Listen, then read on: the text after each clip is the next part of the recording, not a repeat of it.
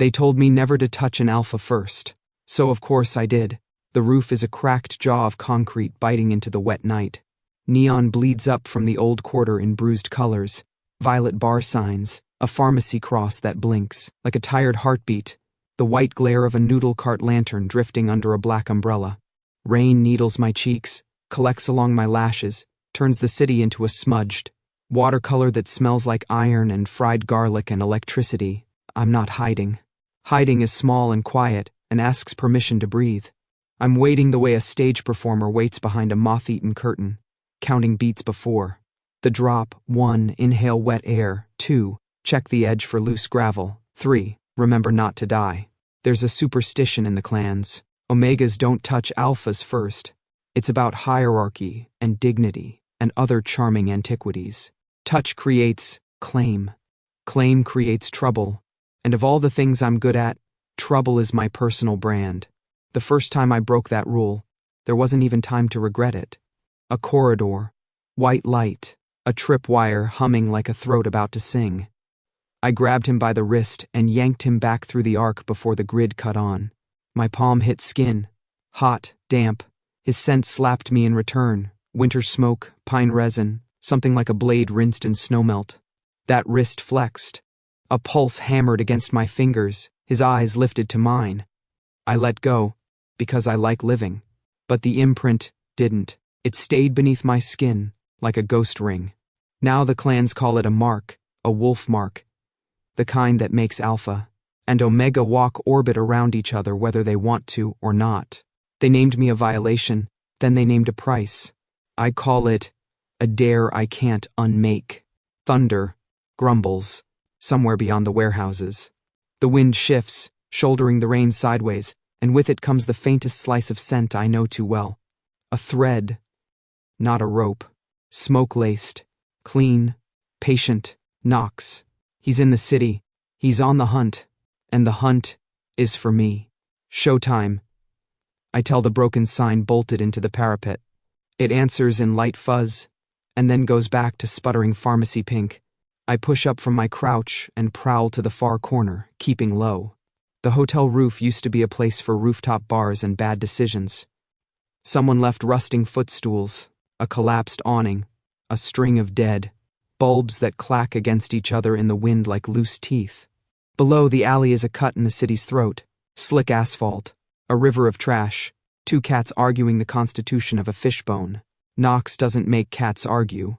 He makes them go silent. I drag a gloved hand over the wet parapet, leaving nothing. The glove is new, no fiber shed, no oil prints. I've been out of the intelligence game for months, but habits are cockroaches, hard to kill, annoying at parties. Still, tonight isn't about invisibility. Tonight is about art. I pivot and scan.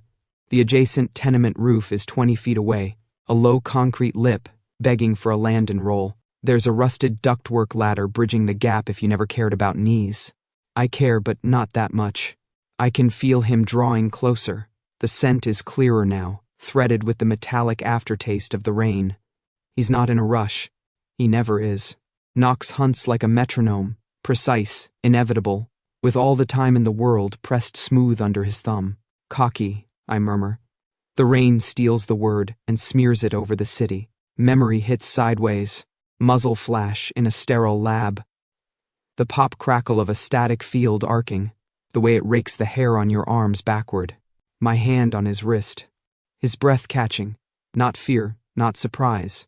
Adjustment, the kind of intake that says, noted, back then, he let me live. Back then, I hadn't decided if I wanted to. I cross the roof, boots whispering over puddles, and unzip the inner pocket of my jacket. The knife is small, black, holds a bevel so thin it thinks it's a line of poetry. I could leave footprints. He'd catalog tread pattern, stride length, weight distribution. I could leave cigarette ash. He'd taste brand and country. But the fastest way to bait an alpha isn't with data. It's with blood. A quick nick across the pad of my thumb. Bright sting.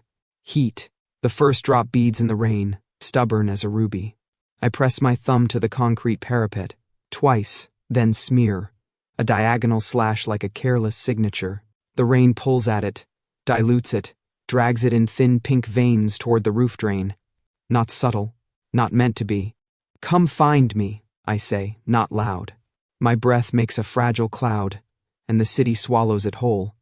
The radio on my belt crackles, old tech, analog, the only thing that doesn't start, pitching me advertisements about umbrella upgrades when I breathe near it. I don't raise it to my mouth. I let it huff and settle, and when it's quiet again, I slide it free and clip it to the awning frame where the rain can tease the antenna. Knox has a way of letting you know he's heard you, a shift in the air, like a door opening in a house you thought was empty. You start checking rooms that were always there. You start realizing what you smell is not just smoke and pine and winter steel. It's attention. I back up, get a running line, and jump the gap. Air takes me. Rain taps my face in Morse. My boots hit concrete. My knees swear. I roll, come. Up with the knife tucked back and the sting in my thumb singing in time with my pulse. Somewhere behind me, a door opens onto the first roof I left. It's a particular metal hinge creak I've cataloged without permission. It's the weight of a step that does not hurry. Not subtle, I tell the night. But then, I never promised subtle. On the tenement roof, there's a low greenhouse, its glass gone to spiderweb fractures and moss. I duck behind it, peel the glove off and wrap the cut. The bleeding slows to a petulant ache. I suck the copper from my lip where I bit it on the landing. I've tasted better nights. Worse, too. He'll smell me across 3 streets, with the wind this way. He'll separate rain from blood, from rust, from the sleep-sour breath of a man snoring 2 floors down. He'll pull my trajectory like thread through cloth, tease where I meant teasing, and find what I thought I nailed shut. He knows me. That's the part that unsettles. That, and how quiet it makes my chest feel. I check the alley. A delivery truck splashes past like a whale migrating through a river too small for it. A woman under an awning shakes out a plastic bag. Neon says medication in a language that also means salvation if you tilt your head. I tilt my head. It still says medication. The radio spits a line of static. I grin before I can help it. The smile feels out of place on my face, like a borrowed ring on the wrong finger. "I'm not running," I whisper. And don't bother clarifying whether that's a promise or a lie. The rain slackens. Water collects in my collar, cold hands on a hot neck. When I breathe, the city gives me back myself. Soaked denim, cheap detergent. The ghost of machine oil I never quite scrub out from under my nails. Threaded through it, fainter now, then stronger again. Winter smoke and something like, God, no, cardamom? He walked past a bakery. Of course he did. Of course Knox would smell like knives and spice. I step out from behind the greenhouse and set my shoulders to the night. Come find me, Hunter. For a moment, everything holds, like the split second when the bar lights cut, and the stage is still dark, and the crowd's lungs are one animal, waiting. Then the radio gives me his voice, low and warm and ironed flat with control, like he's talking into the small of my back. Found you. The clan's headquarters is a place that pretends to breathe. The metal walls sigh with the rhythm of machines buried deep in the foundation, keeping the air cold and sterile. Rows of ritual torches flicker against the steel, their flames caged behind glass like obedient beasts. The smell is sharp, oil, ozone, a faint undertone of burnt sage meant to hide the scent of fear. I stand in the center of the chamber, hands behind my back, boots aligned to the sigil carved into the floor. The mark glows faintly beneath my soles, proof of allegiance. Or ownership. Depends who you ask. Across from me sits Mira, head of the clan, draped in the kind of silk that looks like poured mercury. Her eyes are polished stones. No light ever enters, no reflection ever escapes. Bring him back, she says. The words echo in the cold metal space. No warmth, no hesitation. Alive, alive. I nod once, because that's what she expects. But her scent says something else. Beneath the perfumed layer of command, lavender, ink, and ceremonial smoke, there's rot, deceit, the sour tang of someone who's already planned the funeral. She doesn't want Leo alive. The realization doesn't surprise me. It just sharpens the air between us. Reyes, the young analyst, stands beside her, clutching a tablet like it's holy scripture. He's all bones and eagerness, eyes too wide for the room he's in. Sir, he says, glancing at me. We tracked residual pheromone particles from the eastern quarter. Traces of rainwater diluted the sample, but pattern analysis confirms it's him. His voice wavers on him. Omegas aren't supposed to be hims. They're assets, resources, liabilities with pulse and scent. But Leo never played by the script. Show me, I say. Ray's flicks his fingers, and a projection rises. Digital heat map, scent trajectories drawn in red threads across the city. They twist, converge, vanish, reappear. It looks like chaos, but I can see the rhythm, the teasing pattern in the mess. Leo's fingerprints all over it. Still clings to my skin, I murmur before I can stop myself. It never faded. Mira tilts her head. What was that? Nothing. My tone is neutral enough to bounce off the walls and come back unhurt. She studies me for a long moment, the torches painting gold across her silver sleeves. Then she smiles. The kind of smile that cuts. You've always been efficient, Knox. I expect that efficiency again. I bow my head slightly. Of course. Bring him home. Home. Another lie, dressed in ceremony. When I turn to leave, Ray's nearly bumps into me, stammering an apology. His scent is nervous salt and adrenaline. I pause beside him, just long enough to make sure he understands that nothing about this mission is casual. He's not a target, I say quietly. He's a variable. Record the difference. Yes, sir. I step into the corridor. The steel doors slide shut behind me with a hiss that sounds like a promise breaking. The hallways of the compound are lined with sigils, wards against madness, or humanity, depending on which side of the wall you're on. My footsteps echo in strict rhythm. My pulse tries to match it and fails. He shouldn't matter this much. He was an assignment, a name, an anomaly who grabbed my wrist once and left a scent I can't wash out of my memory. A disobedient Omega who smiled when he should have begged. A fugitive now, and yet, under the discipline and the creed, something in me still remembers the warmth of that hand and the question I never answered. Why did I let him go? The scent of deceit from Mira's chamber still clings to my coat. I step into the war room, where a map of the city sprawls across a metal table. Digital markers pulse red over rooftops, metro tunnels, old safe houses. I drag a clawed fingertip across the surface, slow and deliberate, carving a thin arc from the docks to the abandoned quarter, the same path I know he'll take.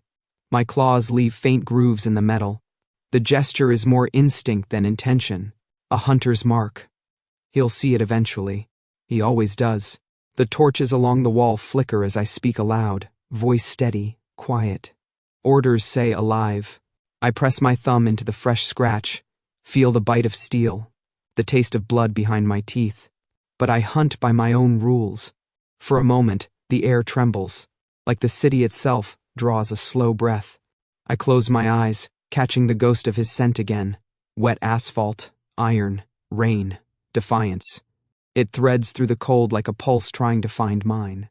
I open my eyes. Time to start the hunt.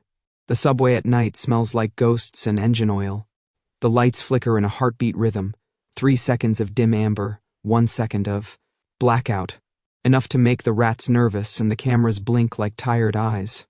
I walk along the edge of the platform, hood up, bag slung across my shoulder. The rain from above has followed me down here, dripping through the cracks in the ceiling, tapping its own Morse code on the tiles. Every drop echoes like a countdown. They say the best way to disappear is to move like you belong. The trick is, I never did. My reflection flashes in the curved surface of the metro doors.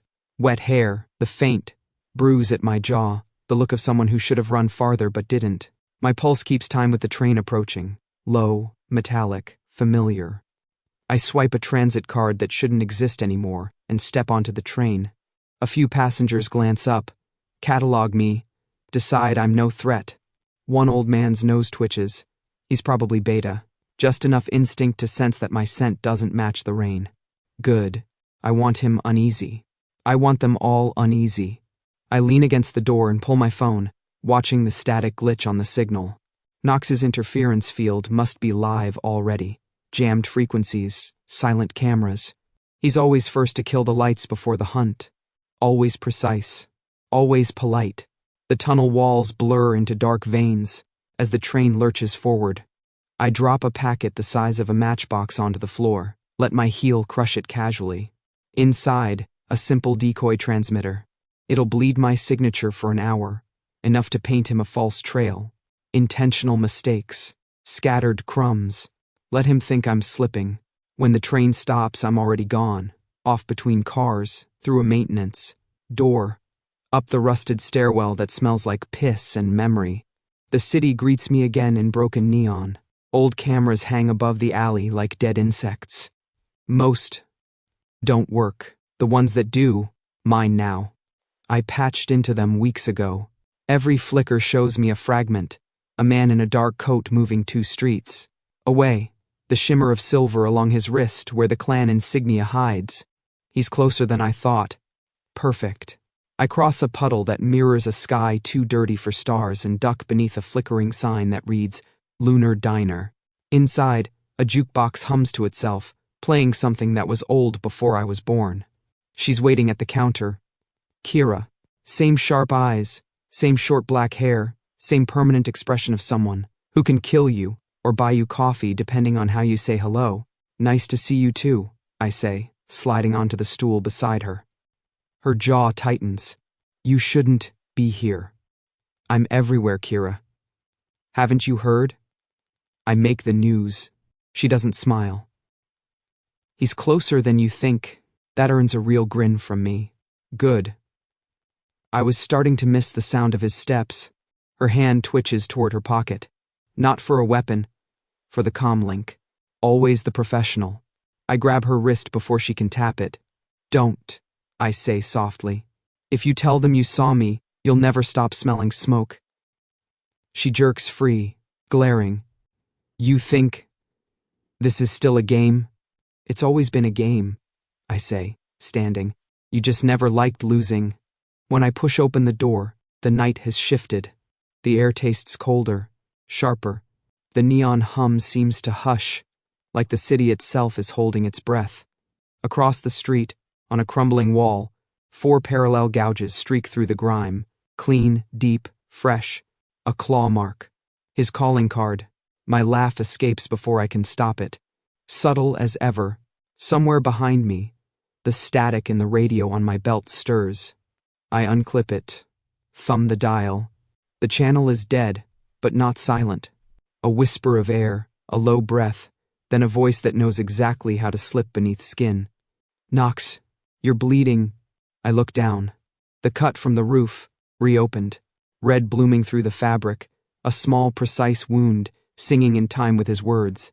Leo, you'll have to catch me to see where from. For a second, the line stays open. I hear nothing but his breathing, steady, restrained, the sound of someone who could reach out right now and doesn't. Then, a click. Gone. The streetlights flicker out for a heartbeat.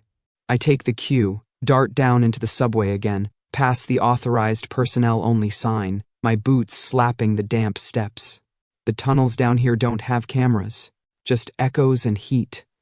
My shadow stretches long ahead of me, splitting across the rails. I hop down, follow the curve of the track, the scent of ozone and rust filling my lungs.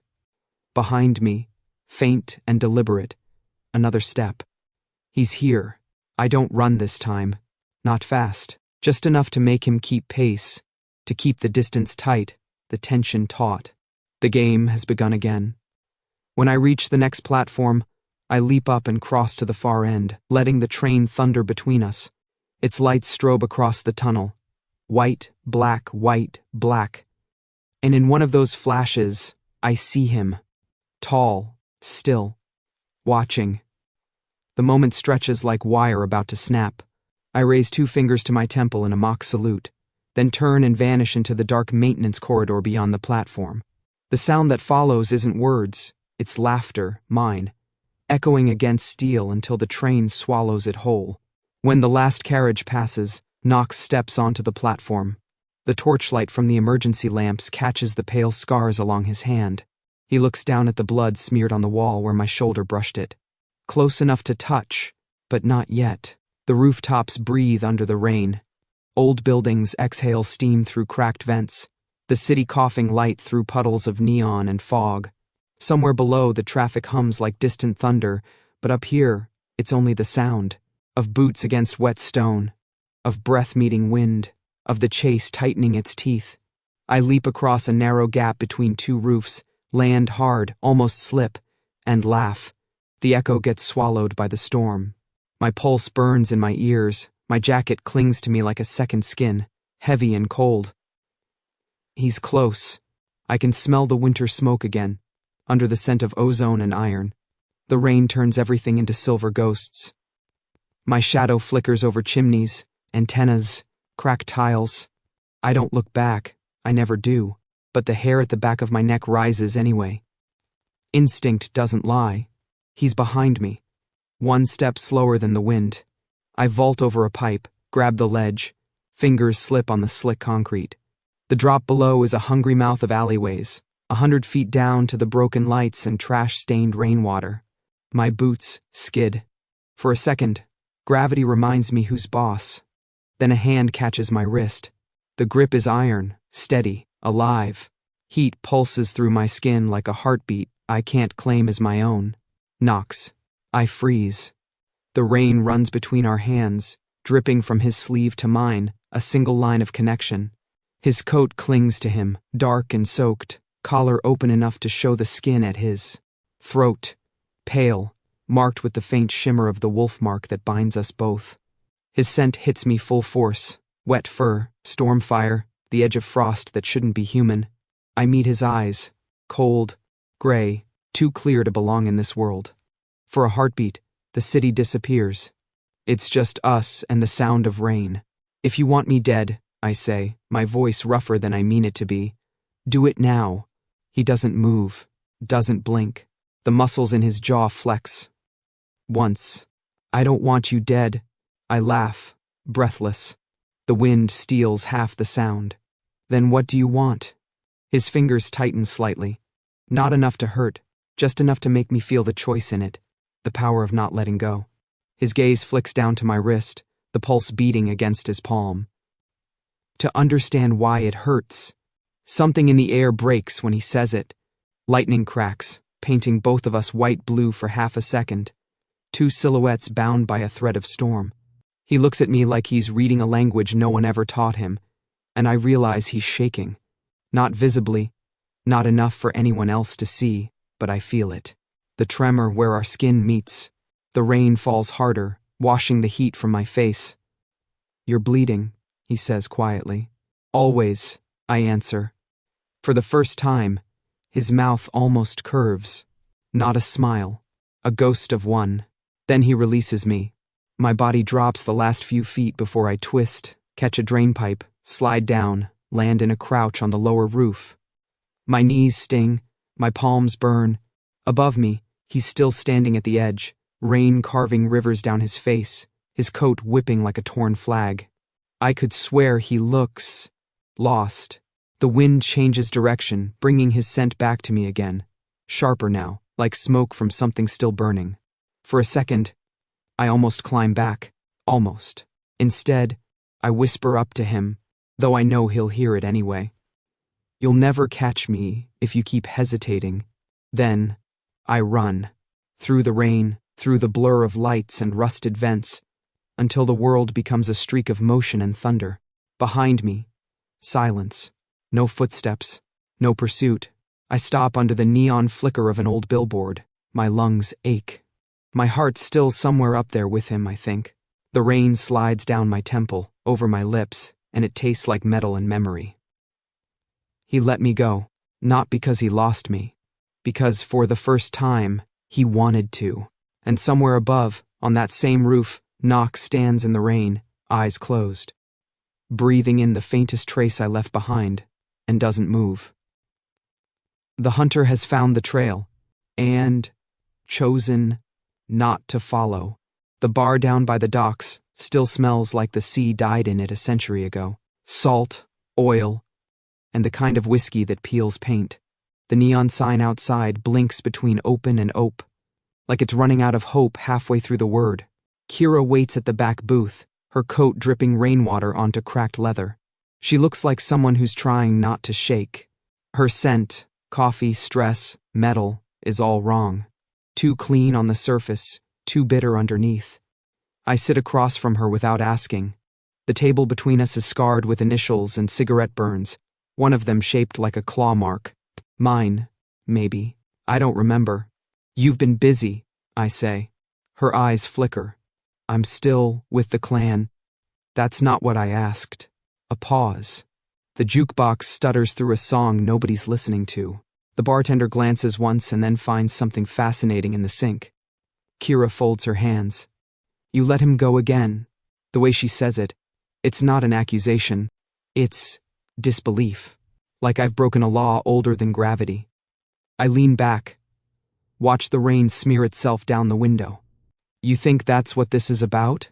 I think you're losing control. Control. The word is a blade. I let it slide by. You're hiding something, I tell her quietly. And it stinks. Her eyes flash. You're not as good as you think. No, I say. I'm better. I can smell the layers of her lie unraveling, the faint, acrid note of fear. Under the citrus soap, the trace of burned paper she tried to wash off. She's been near the archives. I don't move. Just let the silence work. Rain fills the gaps where words should be. Finally, she exhales. He's digging where he shouldn't. Leo, I say. She doesn't nod. Doesn't need to. The lie has already shifted. The air tastes cleaner now. He found something? Kira looks at me like she's weighing whether telling the truth will save her or kill her faster. You should ask Mira. That's the wrong answer. The chair scrapes as I stand. I just did. Clan data center. 2 hours later, the underground server room hums like a hive. Cold air, blue light. Endless rows of screens pulsing with sigils and code. I hate this place. Too sterile. Too quiet. Reyes is waiting by the central console, nervous energy wrapped in a neat suit. He jumps when the door slides shut behind me. Sir, he says, fumbling with a tablet. We compiled everything on subject Leo West. He hands it over like it might explode. On the screen, Leo's face flickers between surveillance stills. Subway, rooftop, alley, shadow. Beneath it, text scrolls fast. Reward active. Priority, containment, or termination. I stare at the last word until the letters stop meaning anything. Termination, I repeat softly. I was told alive. Reyes swallows. New directive. Came straight from Mira's office. The scent of ink and old dust, her lies, still linger in my memory. Reason. Reyes hesitates, then expands a hidden folder. Project Bonfire. I scroll through the files. Gene maps, chemical markers, neural signatures. Words that should never sit together. Omega conditioning. Scent fusion trials. Subject survival rate. 17%. My throat goes dry. Leo wasn't just a fugitive. He was an accident they tried to erase. Sir, Reyes says quietly. He knows. The words taste like metal. I close the file, lock the screen. Delete the reward notice. I can't. It's encoded. I turn to him fully. My voice stays level. Then, encode something louder. Reyes nods fast, fingers trembling over the console. I can smell his fear, but not his deceit. At least he's clean. For now. When I leave the chamber, the humming follows me up the corridor like a heartbeat that isn't mine. Elsewhere, same night. Leo sits in a small storage room somewhere above the city. The walls are lined with stolen servers, humming in soft rhythm. He scrolls through files, eyes reflecting the cold blue glow. Each document is worse than the last. Bonfire, Mira, experimental link amplification, words that turn his smirk into something brittle. So this was it. The big secret. The clan had been breeding control, turning bonds into chains, sent into command. And he just happened to touch the wrong alpha at the wrong time. He exhales through his teeth. Well, damn. No wonder they want me gone. Outside, thunder rolls again, distant but moving closer. He pulls out a torn sheet of old stationery, dips a finger in the Faint trace of blood from his earlier cut, and writes 3 words. Stop chasing orders. Start chasing me. Then he presses the page against his neck, letting his scent sink into the fibers until it's unmistakable. Salt, rain, defiance. He leaves it pinned under a broken street lamp, where he knows Knox will find it. When he walks away, the wind catches the page, makes it flutter once like a heartbeat, before the rain pins it flat again. Somewhere in the night, Knox lifts the letter from the wet pavement. The ink is already blurring, but the scent, it's sharp, alive, taunting. He reads it once, then closes his eyes. The rain runs down his face, washing away everything except that trace of smoke and rain that still clings to his skin. For the first time, his lips move, a whisper meant only for the storm. Then I will. The warehouse sits at the edge of the city like a carcass picked clean. The wind sneaks through broken panes, pushing at hanging chains until they clink softly, like distant chimes at a funeral. A few lamps hum on a dying generator, their light pale and uneven. It smells of rust, rain, and something older, dust soaked with memory. I don't bother hiding. Not tonight. My boots echo against the cracked concrete floor, the sound bouncing between the pillars. There's a hole in the roof, big enough for the moon to fall through, its light carving long shadows that move when I breathe. I lay my gun on the table, then my knife, then the calm, everything that hums or shines. The night feels thick, expectant. He's close. I can feel it in the air pressure, in the way my pulse starts sinking to something not entirely mine. You could have run, his voice says from behind me. Calm even, carrying too easily through the emptiness. I turn slowly. He's standing near the doorway, framed by the wind. The rain behind him makes a halo of mist around his shoulders. His coat drips steadily, the smell of wet fur and smoke cutting through the metallic air. Maybe I got tired of running, I say. We stand there, facing each other across 10 feet of ghost light. Neither of us moves. The city outside hums like it's holding its breath. He steps closer. One slow, measured stride after another, the rhythm of a heartbeat or a countdown. Every sound sharpens, the squeak of his boots on wet concrete, the soft rasp of breath through parted lips.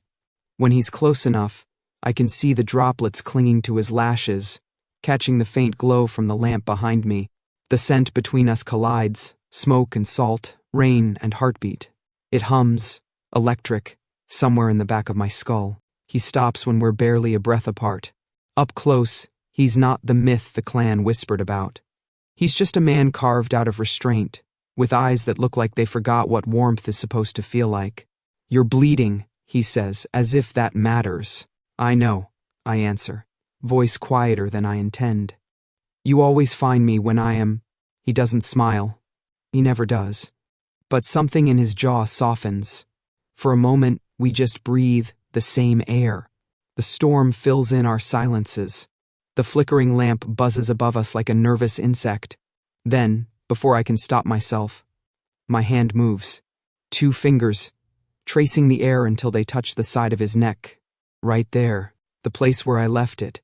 The mark. The contact is small, but the effect isn't. It hits like fire through ice. A pulse under his skin answers the one under mine.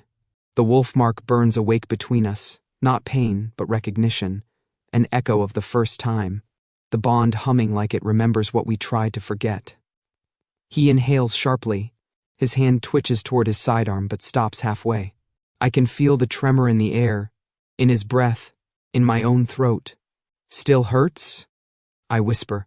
He looks down at me, eyes silvered by the moonlight, unreadable.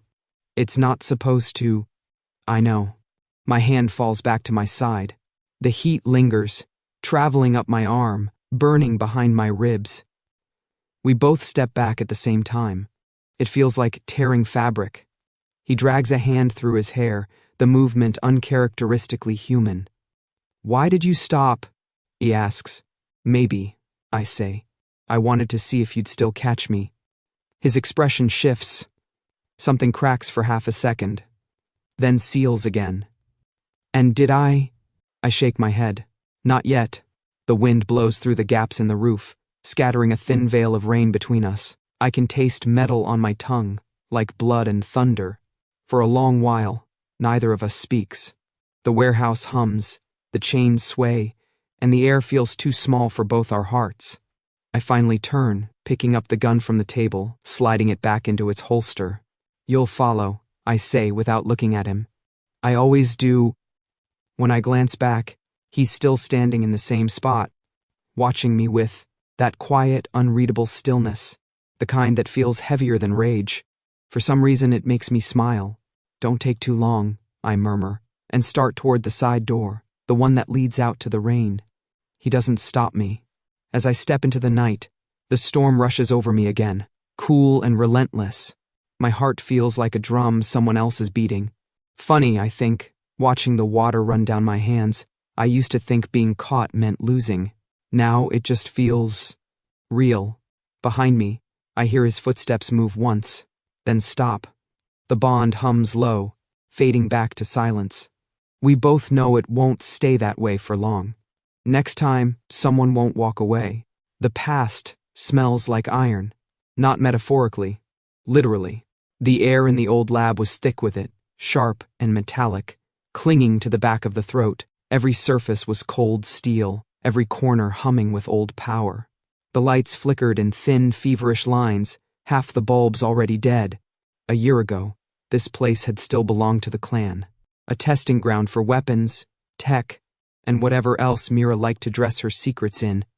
I was the infiltrator, the ghost in their wires, and Knox, he was the guard dog. We weren't supposed to meet, but fate, apparently, had a sense of humor. The alarms had already gone off by the time I reached the containment corridor. I'd tripped one of their sensors hacking the locks. My ears rang with the sound. Low-frequency pulses meant to disorient, to shake the bones from the inside out. I remember pressing myself against the wall, breathing through my sleeve, trying to think past the static. Then the doors at the far end burst open, and there he was, Knox. Back then he was dressed in full tactical armor, visor down, rifle ready, a phantom cut from the clan's discipline. I'd seen his file, precise, emotionless, unbreakable. I wasn't supposed to be curious, but I was. I always am. He didn't speak, just aimed. The red dot of his weapon pinned me between the eyes. And then, the ceiling gave out. The explosion wasn't mine. Someone else's fail-safe. Mira's idea of control. The shockwave hit us both, ripping through metal and smoke. Debris came down in sheets of fire and dust. He went down first, a support beam slicing across his arm. Sparks rained, smoke poured in, and the emergency barrier, the only thing keeping the lab from collapsing, started to crackle offline. I could have left him. Should have. But I didn't. I ran to him, yanked off his helmet, and grabbed his wrist, bare skin against skin, to press his hand to the biometric lock. The barrier responded instantly, a surge of blue light expanding outward, swallowing us both. That contact, 1 second, maybe less, was all it took. I felt it like static under the skin, an echo that dug deeper than nerves. His pulse jumped against my palm, and something old and wrong moved between us. Recognition, instinct, the scent of another heartbeat aligning with mine. The Wolfmark wasn't a myth after all. It was a bond, raw, chemical, ancient, and it didn't care about rules. He stared at me through the fading smoke. No words, just eyes, sharp, gray, wide for once. I let go first. The air between us felt charged, as if every molecule had been rearranged. The barrier sealed the corridor, trapping us inside a bubble of humming light. Safe, for the moment. Then the reinforcements came. Mira herself arrived with the strike team, her heels clicking like gunfire on the metal floor. Her face was calm, her voice sugar-coated venom. "An Omega touching an Alpha first," she'd said, circling me like a teacher disappointed in her student. "Do you have any idea what you've done?" I didn't answer. I was too busy watching Knox. He didn't move, didn't speak. The weapon in his hand was steady, pointed at me now. She gave the order. "End it." I remember thinking how quiet it got then. Even the hum of the barrier faded, but he didn't pull the trigger. Something in his eyes shifted, barely. Not mercy, not rebellion, just hesitation. A single heartbeat of defiance in a man built entirely out of obedience. And then, in that silence, he lowered the gun. The clan dragged me away in restraints, the smell of ozone and blood still burning in the air. I didn't look back, but I didn't need to. The scent of him had already branded itself under my skin. Now, standing in the warehouse a year later, the memory hits sharper than ever. He let me live once. I wonder if he regrets it. The city never sleeps. It just changes masks. By day, the business district is all glass and order, suits and clean sidewalks. By night, it exhales. Steam, noise, lies. The air tastes of caffeine and gun oil. We move through the underbelly of it, the access tunnels that run beneath the main towers. Old maintenance corridors, thick with dust and echoes.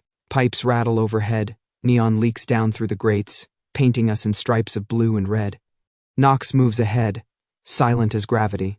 I follow because pretending to lead him would just be embarrassing. He breaks the silence first. "You're limping." "I'm thinking," I say. "That's what walking looks like when you're good at it. Your left boot's bleeding. Details, details." He gives me one of those looks, sharp enough to shave with, and keeps walking. We reach a dead end, or what looks like one. I crouch, pry open an old grate. The air that rushes out smells like ozone and old circuitry, a secret tunnel feeding straight into the clan's data artery. "This is it," I say. "Ray's signal leads here." Ray's, the beta analyst, smart, loyal, until Mira bought him cheap. Knox steps beside me, scanning the tunnel with a hand over the hilt of his blade. "You think he'll show?" "Oh, he'll show," I say, flashing a grin. "He owes me money." Before he can reply, the hum starts. Electric, mechanical, wrong. The shadows at the far end of the tunnel shiver, and out of them comes a team in black armor, the kind only the clan's internal guard uses. "They're early," I mutter. "Or you're late." Semantics. The first shot rings out, shattering a pipe above us. Steam hisses through the tunnel. I duck, roll behind a console, firing back. Knox doesn't duck. He advances. Typical. Watching him fight is equal parts art and threat display. Every move is clean, efficient, terrifying. I cover him from the flank, trying not to think about how much I trust him right now. Ray's appears behind the guards, headset blinking, expression somewhere between regret and paycheck. "You weren't supposed to make it this far," he says. I smirk. "And you weren't supposed to be such a cliché." He fires, misses. Knox doesn't. In the chaos, one of the guards lunges at me, knocking me down. Pain shoots up my ribs. Before I can counter, there's a flash of motion. Knox grabs the attacker by the collar, slams him against the wall hard enough to crack the concrete. He glances down at me. "You're heavy. You know that?" I grunt, pushing up to my elbows. "You shouldn't have picked me up then." His mouth twitches, the closest thing I've ever seen to a smile on him. We finish the last of them quickly. The echoes die out, leaving only the hiss of the steam and the steady drip of water from the pipes. The air smells like metal and burnt powder. Ray's lies unconscious near the console. I kick his weapon away and crouch by the control panel he was guarding. The display is cracked but readable. Code scrolls across it, Mira's orders hidden in plain sight. Her plan: rerouting the clan's resources, rewriting directives, cleaning house by burning it down. "She wanted to erase you," I say, glancing up at Knox. "And everyone tied to you, including me." He doesn't react, not outwardly, but his scent shifts, steel giving way to storm. "We'll stop her," he says simply. "We just did." I hit the shutdown command. The lights flicker once, then die. The entire corridor falls into silence so complete it almost hums. Outside, somewhere above us, the city breathes again. The hum of power, the hiss of trains, the distant rhythm of rain against glass. It feels alive. When I look at him again, he's standing by the open hatch, watching the light filter in from the street above. His hair's plastered to his forehead, streaked with dust and sweat. There's a cut along his jaw, small, bright. For some reason it bothers me more than it should. Hey, I say softly. We're still here. He turns, meets my eyes, and for once, no walls, no command. Just quiet. I reach out without thinking. My fingers brush his hand, only for a second, enough to feel the pulse there, steady, real, warm. He doesn't pull away. The city breathes around us, alive and indifferent. And for a moment, so do we. I laugh. Not the sharp, defensive kind, but something lighter, unguarded. It startles even me. Knox looks at me like he's memorizing the sound. Don't get used to it, I tell him, turning toward the hatch. Too late, he says. And for once, it sounds almost like a promise. The ritual chamber was older than the clan itself. A cathedral carved from stone and secrecy, its walls lined with symbols too ancient to translate. Torches hissed in sconces, firelight crawling over the sigils etched into the floor. A circle of binding, pulsing faintly like a heartbeat under the earth. The air smelled of incense and blood, the kind of scent that always comes before something breaks. Mira stood at the center, her silver robes catching the light like armor. Her expression was calm, almost kind. That was always the dangerous part. She smiled the way people do when they've already buried you in their mind. Bring them in, she said. Guards shoved us forward, Knox first, me behind him. My wrists were bound, but it didn't matter. He was already watching me, the faintest flicker of warning in his eyes. The sigil on the floor flared as we crossed the threshold, the temperature dropping so fast my breath turned to mist. Mira's voice was soft, the kind of tone used for sermons or execution orders. The bond between you is unstable. You've both felt it, the fever, the echo, the hunger. You think it's affection, but it's a sickness, and sickness must be cut out before it spreads. Knox didn't answer. His silence was the kind that drew power. I almost laughed. You talk like you didn't design the disease yourself. Her eyes flicked to me, still smiling. You misunderstand, Leo. You were never supposed to survive it. I saw Reyes then, standing off to the side, pale, trembling. He couldn't look at either of us. Probably thought this would earn his forgiveness. Mira gestured toward the burning sigils. The ritual will cleanse the mark. The Wolfmark will dissolve. Balance restored. Define, cleanse, I said. One of you will vanish, she replied, voice light as silk. The mark demands equilibrium. It will take a life to close itself. I froze. You mean? Yes. One life to seal the fracture. One vessel to end the anomaly. The words barely left her mouth before Knox stepped forward. He didn't hesitate, not even a heartbeat. If one must be gone, he said quietly, let it be me. My throat closed. Don't. He turned, eyes steady, voice like gravel dragged over ice. You were never meant for this, Leo. You didn't choose it. You think you did? I shot back. He didn't answer. He stepped into the circle. The runes came alive beneath his boots, crawling up his legs like chains made of firelight. The air vibrated with energy. Low, mournful, final. Mira raised her hand. It will be quick. No, I said. It won't. Before anyone could stop me, I crossed the circle. The heat was immediate, like walking into the center of a storm. My skin burned, vision blurred, but I kept going. I reached him. Knox. Still standing there, still maddeningly calm. Leo, he started, but I didn't let him finish. I grabbed his arm and bit. Teeth against skin. Salt, blood, heat. The reaction was instant. The Wolfmark roared awake. The floor split with light, a column of fire spiraling upward from where we stood. The sigil screamed, all that ancient order unraveling at once. The bond didn't break. It expanded. Pain lanced through me, through him, through the room itself. Mira shouted something. I couldn't hear it. The light was too bright, the sound too deep. Then everything detonated. Fire, smoke, silence. When I opened my eyes, the circle was gone, scorched clean into the stone. The guards were scattered, Mira nowhere to be seen. The torches guttered out one by one, leaving only the faint blue glow under the ashes. Knox was still there, kneeling, blood running down his arm where I'd bitten him. His eyes met mine, not cold now, not unreadable, just alive. I pressed my hand to my chest. The mark beneath my skin pulsed once, then steadied. No longer a leash, no longer theirs. "You're insane," he said, voice hoarse.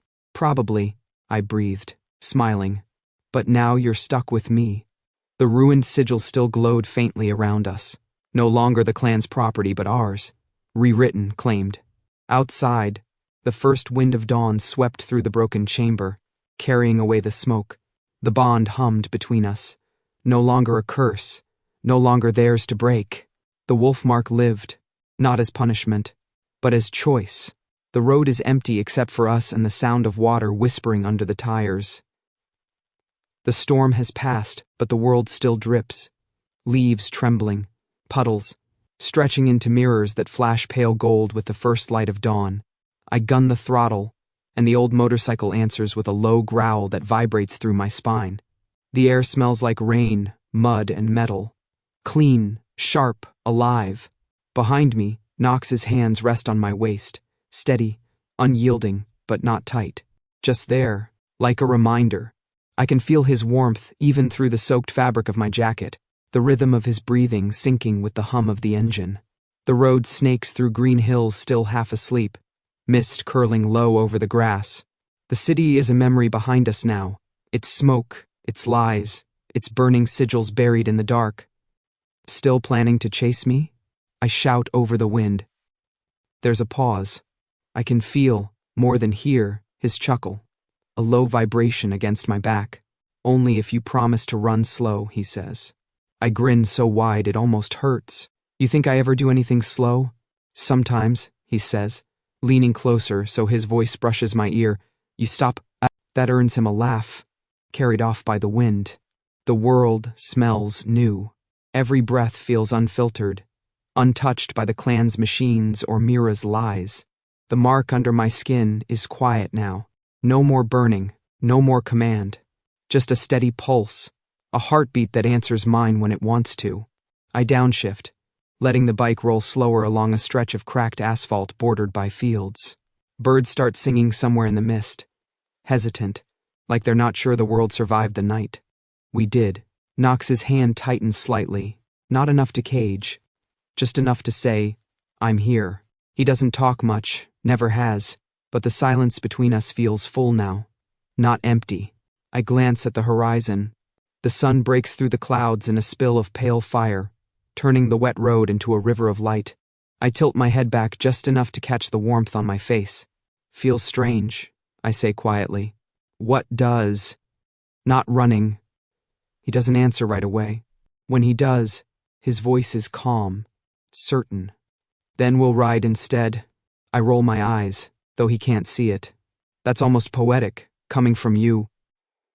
I had a good teacher. Flattery will get you nowhere. It got me here.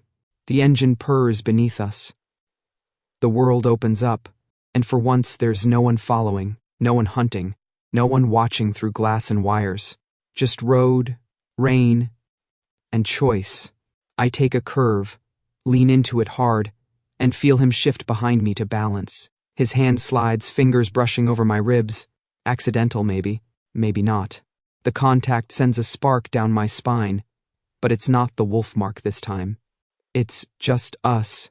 Freedom doesn't roar. It hums. It breathes.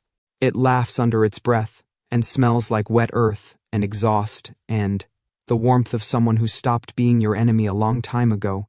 The road stretches ahead, vanishing into the fog, and I know we'll follow it until it ends, or until we find something worth stopping for. The rain starts again, soft, playful, tapping against the metal tank, our helmets, the world itself. I let it. He leans forward just enough for his voice to find me again. "Where to now?" I smile, eyes on the horizon. Anywhere that isn't behind us. The engine growls approval. The wind rushes in to carry us forward. He found me once. I think I'll let him do it again.